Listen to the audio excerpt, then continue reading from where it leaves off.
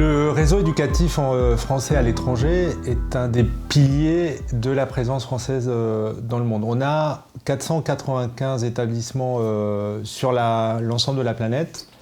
En Amérique latine, c'est un réseau extraordinaire avec un maillage très dense.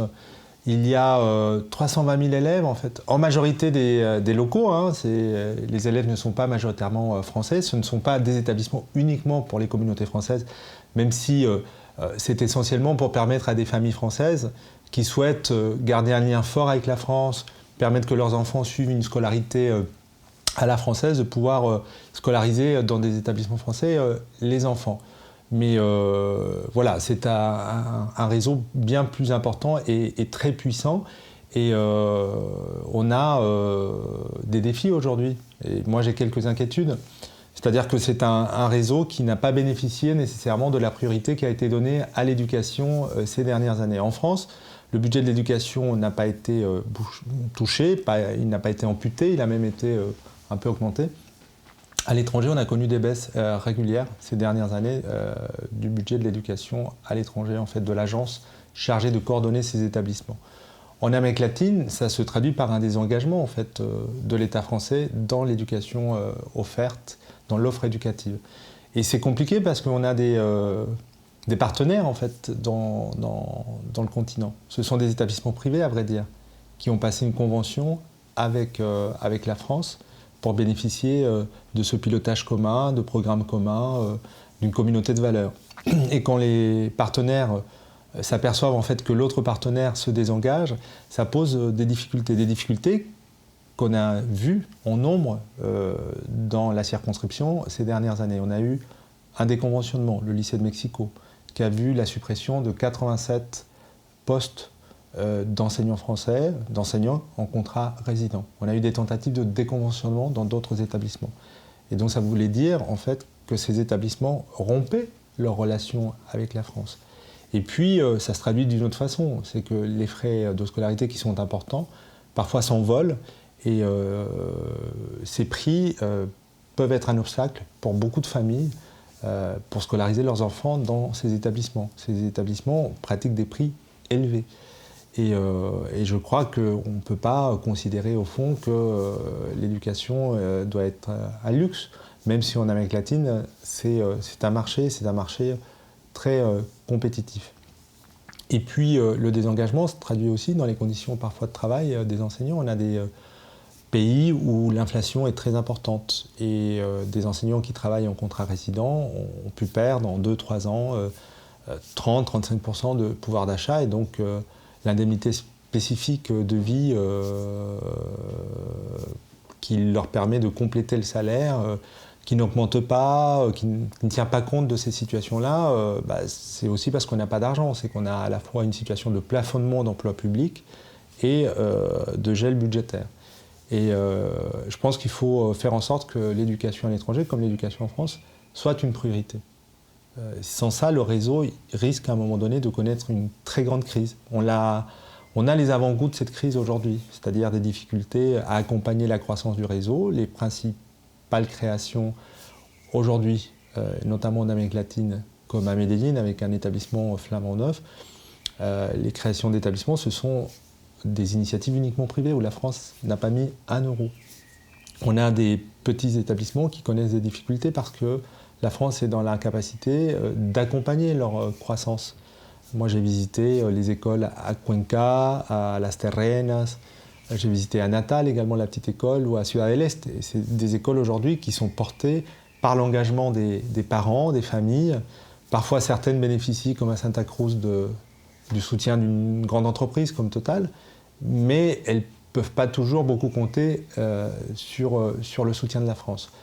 Et je pense que ce n'est pas simplement une histoire limitée au réseau éducatif. Ce réseau, unique au monde, on est le seul pays à avoir un réseau de cette qualité, de cette taille, c'est la présence française, c'est notre influence, c'est la manière aussi dont on transmet, on diffuse les valeurs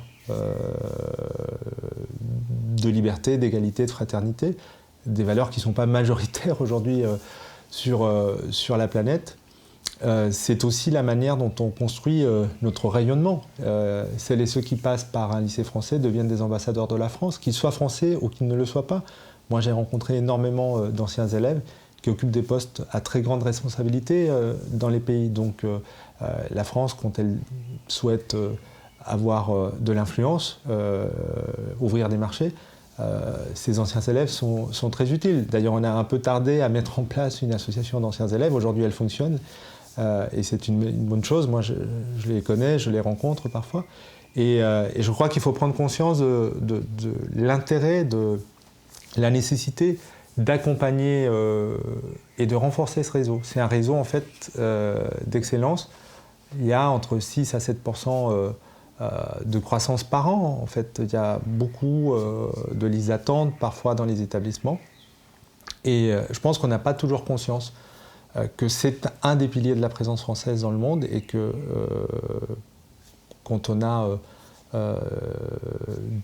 des diminutions de notre présence diplomatique, des suppressions de consulats, les établissements scolaires restent ce que la France a de mieux à offrir. Et je crois en effet qu'il faut en avoir conscience, qu'il faut donner une priorité budgétaire.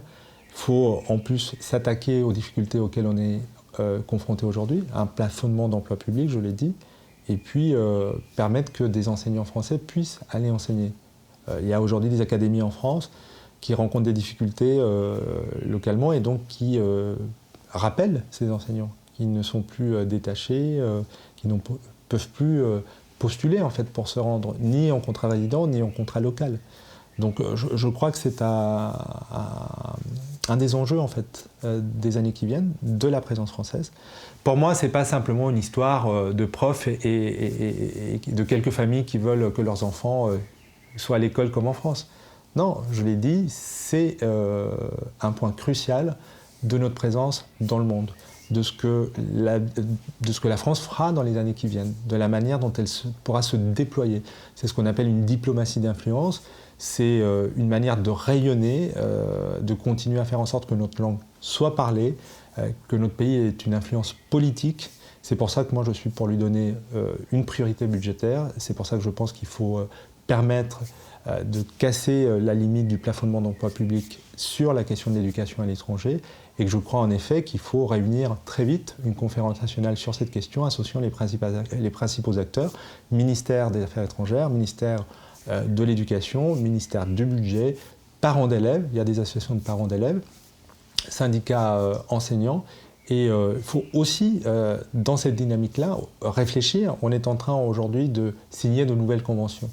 Il faut, dans ces nouvelles conventions, c'est en partie le cas, mais pas toujours, permettre une gouvernance transparente, démocratique, ouverte, qui associe pleinement les parents d'élèves. Il faut que la question des frais de scolarité y figure. On ne peut pas tolérer en fait que tous les ans, il y ait des augmentations très importantes qui privent aujourd'hui d'accès des familles à une éducation dans ces établissements-là. Donc voilà, moi je me suis engagé ces dernières années pour faire en sorte que cette priorité-là demeure.